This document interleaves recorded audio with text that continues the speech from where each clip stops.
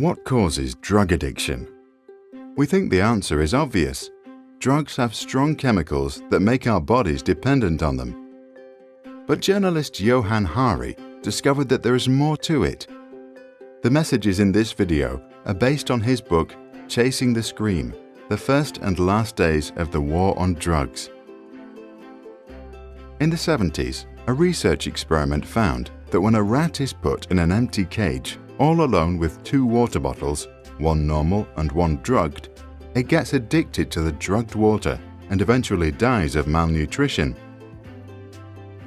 The experiment was seen as proof that drugs are uncontrollable, and it laid the foundation for 40 years of drug policy, with strict laws, rehab centers that focused on withdrawal, and a massive war on drugs, making it clear that drugs are bad.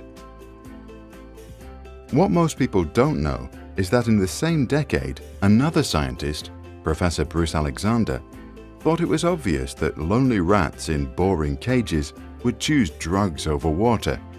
So he put them in a rat park, a lush cage with friends and everything a rat could want, while still having free access to drugs.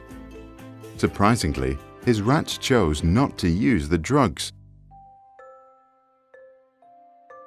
The researcher even took the study one step further and had the rats use drugs for 57 days in the lonely cage until they became heavily addicted, and then placed them in the rat park.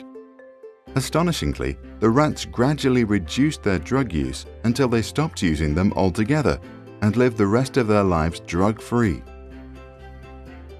Experiments like these happen to humans all the time. One example is in hospitals, where heavily injured patients are given a medical form of heroin. This heroin is much stronger than the heroin used by street addicts. Despite months of use, these medical users just stop when they go home to a life where they are surrounded by a loving family. The same drug, used for the same length of time, turns street users who were alone and unhappy into desperate addicts. The rat park experiments didn't show that chemical addictions don't exist, but it showed that they are not the only thing that matters in drug abuse. Maybe a person's access to a functioning social life and a lush cage are even more important than continuing the war on drugs mission of making drugs unavailable and penalizing the users.